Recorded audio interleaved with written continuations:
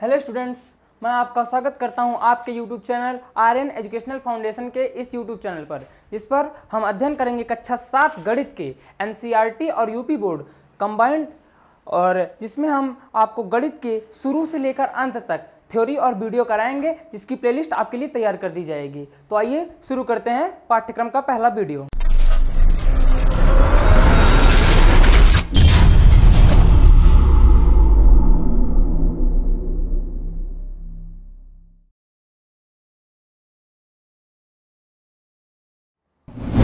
आपका जो पहला चैप्टर है गणित का वो है पूर्णांक। पूर्णांक क्या होता है कि जो निगेटिव नंबर्स होते हैं, यानी कि -1, -2, -3, और जो शून्य भी इसी में आता है, और जो पॉजिटिव नंबर्स यानी धनात्मक संख्याएं होती हैं वो सारी संख्याएं पूर्णांक में आएंगी। इस चैप्टर में पढ़ेंगे क्या कि पूर्णांक संख्याओं को जोड़ते कैसे हैं, पूर्णांक संख्याओं को घटाते कहते हैं कैसे हैं, और पूर्णांक संख्याओं का भाग कैसे होता है, यही सब हम इस चैप्टर में पढ़ेंगे। अगला चैप्टर आपके सामने आता है भिन्न एवं दशमलव, फ्रैक्शन एंड डेसिमल। इसमें क्या पढ़ेंगे कि जैसे आप 2/3 का गुणा 3/5, ये तो हो गया मल्टीप्लाई वाला। ऐसे ही जब इसमें डिवाइड का साइन आ जाएगा तो ये सब चीजें हम कहाँ पढ़ेंगे, भिन्न एवं दशमलव अध्याय में। तीसरा आपका चैप्टर आता है क्या, आंकड़ों का प्रबंधन। इसमें क्या पढ़ना है, जैसे कि अगर आप सेल्सियस का जो आता है बुखार चेक करने वाला, अगर आप उसको देखेंगे तो उसमें आपका टेम्परेचर जो है, वो जो तापमान होता है डिग्री सेल्सियस में, वो बदलता रहता है। कभी 39.2 आएगा, कभी 39.3 आएगा, ऐसे बदलता रहता है। तो हम क्या करते हैं, उसका एक औसत तापमान लेते हैं, जैसे हम कहते हैं 40 डिग्री सेल्सियस। ये 40 डिग्री सेल्सियस आता कहाँ से है, तो वो सब जो अध्ययन हम करेंगे वो आंकड़ों के इस प्रबंधन वाले चैप्टर में करेंगे। ठीक है। अगला आपके सामने आता है सरल समीकरण। सरल समीकरण क्या होता है, इसमें हम एक समीकरण जैसे कि मान लीजिए a/3 = 2/3, तो a का मान क्या होगा, यही सब हम जब इसमें पढ़ेंगे तो इस चैप्टर में हम ये सब पढ़ेंगे। ठीक है।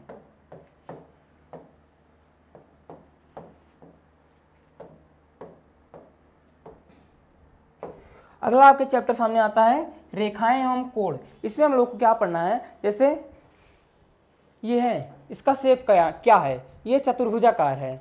आपने क्रिकेट की बॉल देखी होगी, वो कैसी होती है, वो गोलाकार होती है। तो ये सब चीजें हम कहाँ पढ़ेंगे, ये रेखाएं एवं कोण के अध्याय में पढ़ेंगे। कि जैसे ये अगर मैं देखूं तो ये 90 अंश का कोण है, तो ये 90 अंश का कोण आपको पता कैसे चला, ये सब का अध्ययन हम इस वाले चैप्टर में करेंगे। अगला आपके सामने आता है त्रिभुज और उसके गुण। इसमें क्या पढ़ेंगे, जैसे मान लीजिए एक त्रिभुज है, तो इसमें ये त्रिभुज के बीच कितना कोण है, त्रिभुज में ये कौन सा त्रिभुज है, किस प्रकार का त्रिभुज है, त्रिभुजों में भी कई प्रकार होते हैं। तो हम त्रिभुजों का अध्ययन जो करेंगे वो इस वाले चैप्टर में करेंगे। ठीक है। अगला आपके सामने आता है त्रिभुजों की सर्वांग समता। सर्वांग समता क्या होती है कि त्रिभुज एक दूसरे के समान हैं, हाँ समान तो होते हैं। सर्वांग समता में क्या होता है, जैसे मान लीजिए मैं और एग्जांपल ले लूं, ये 2 त्रिभुज हो गए, तो ये भुजा और ये भुजा अगर बराबर हो, ये भुजा बराबर हो, ये भुजा बराबर हो, और इनके कोण ये बराबर हो, तो इसे कुछ शर्तों पर हम इसकी सर्वांग समता चेक करते हैं, देखते हैं कि ये त्रिभुज सर्वांगसम है कि नहीं। ये हम उस चैप्टर में पढ़ेंगे। तो आइए नेक्स्ट चैप्टर पे चलते हैं। नेक्स्ट चैप्टर हमारा है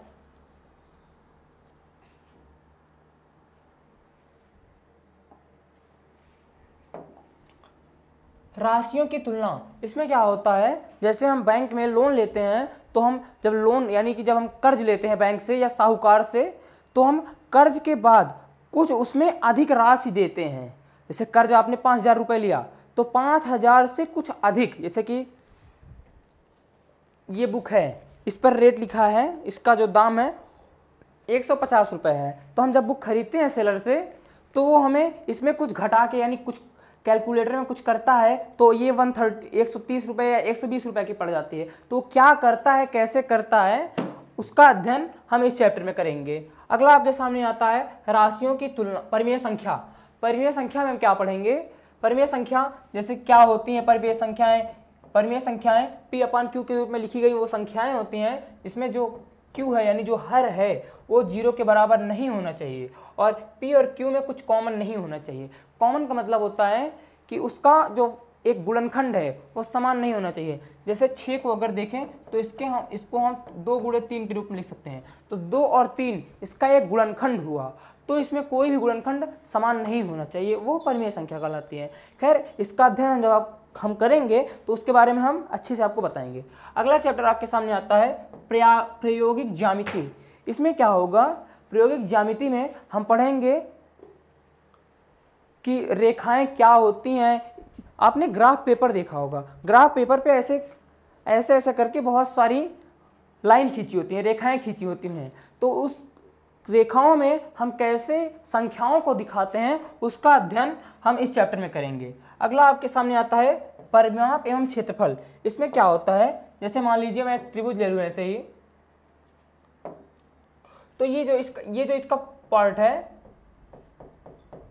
ये इसका क्षेत्रफल है, यानी त्रिभुज कितना क्षेत्रफल लिया हुआ है अपने अंदर, यानी इस त्रिभुज का क्षेत्रफल क्या है और इस त्रिभुज का परिमाप क्या है। परिमाप का मतलब होता है इस त्रिभुज की साइज क्या है, कि त्रिभुज 15 सेंटीमीटर का है, 20 सेंटीमीटर का है, यही सब ये हम इस चैप्टर में पढ़ेंगे। अगला आपके सामने चैप्टर आता है बीजीय व्यंजक। इसमें क्या पढ़ना है कि जैसे a + b का क्यूब, ऐसे ही आपको 2-4 सूत्र पढ़ने होंगे जिस पर बेस आपको सवाल दे दिया जाएगा। जैसे कि आपसे पूछ ले 102 का क्यूब क्या होगा, तो 102 का क्यूब अगर आपको निकालना पड़ेगा तो काफ़ी दिक्कत होगा। पर अगर हम इसे 100 + 2 के क्यूब में तोड़ दें, इसमें जो फॉर्मूला बनेगा उसके हिसाब से अगर इसको सॉल्व करेंगे तो ये आसानी से निकल जाएगा। तो ये सब जो पढ़ना है ये सब हम पढ़ेंगे किस चैप्टर में, इस चैप्टर में। अगला आपके सामने आता है कौन सा चैप्टर, घातांक एवं घात। इसमें क्या होता है कि जैसे मान लीजिए 2 की पावर 3 आपको निकालनी है, तो आप क्या करते हैं 2 × 2 × 2, ठीक है, ये क्या आ जाएगा 8। लेकिन जब ये पावर ऐसे दे दी जाए 2 की पावर 3 की पावर 4, इसको निकालने में आपको कुछ नियम और तरीकों का ध्यान देना होगा, जिसका अध्ययन हम इस चैप्टर में करेंगे। सममिति क्या होती है, जैसे कि ये मेरा दायां हाथ है, ये मेरा बायां हाथ है, तो ऐसा शरीर का ऐसा पार्ट जहां से ये वाला भाग और ये वाले भाग का आकार समान हो, ठीक है। जैसे अगर मैं कोई ये चतुर्भुज मान लूँ, मान लीजिए कोई चतुर्भुज है, तो इसको अगर यहाँ से देखिएगा, यहाँ से अगर हम इसको भाग कर दें यानी अलग कर दें तो आधा ये हो जाएगा, आधा ये, ठीक है। तो ये इस अक्ष के सममित है, ठीक है। इसका अध्ययन जब हम लोग आने वाले चैप्टर में करेंगे तो आपको अच्छे से समझ में आ जाएगा। अगला आपके सामने चैप्टर आता है ठोस आकारों का चित्रण। इसमें क्या होता है, आप लोगों ने लूडो खेला होगा, लूडो खेला है ना आप लोगों ने, जिसे कहते हैं छक्का आ गया, 2 आ गया, हम जीत गए, होता है ना, लूडो खेला होगा। तो लूडो का वो जो छक्का होता है जो आपको गेम जिताता है, वो जो छक्का जिस आकार का होता है, जैसे कि मेरे सामने ये बॉल है, ये बॉल किस आकार का है, ये बॉल गोलाकार है, ठीक है। तो ये गोलाकार है, तो ये ठोस भी है, ठोस है ना, तो ये गोला जो है वो ठोस में आता है, लेकिन जो वृत्त है वो सर्कल में आता है, यानी कि वो ठोस नहीं होता है, वो एक चित्र है, वो एक रेखा है समझ लीजिए। लेकिन ये जो है ये 3D व्यू में, इसे हम देख सकते हैं, इसे हम पकड़ सकते हैं, लेकिन हम वृत्त को पकड़ नहीं सकते हैं। तो ये जो गोला है, गोले वाले के बारे में, यानी जो 3D व्यू में हम देख सकते हैं, ऐसे गोला हो गया, घन हो गया, घनाभ हो गया, इन सब का अध्ययन हम इस चैप्टर में करेंगे। तो ये था आपका सिलेबस, हमने आपके सिलेबस के बारे में समझ लिया है।